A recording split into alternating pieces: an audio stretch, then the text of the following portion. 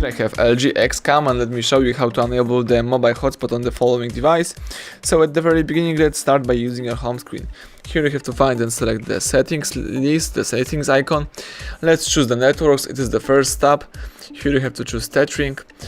And here we've got the Wi-Fi hotspot. So let's enable the Wi-Fi hotspot by using the switcher. You need to set up the password, so it could be 1 2 3 4 5 in my case, 6 7 8, because the password has to be at least 8 characters. Let's tap save, and the device is switching on the Wi-Fi hotspot. As you can see, you can disable or enable the Wi-Fi hotspot just here.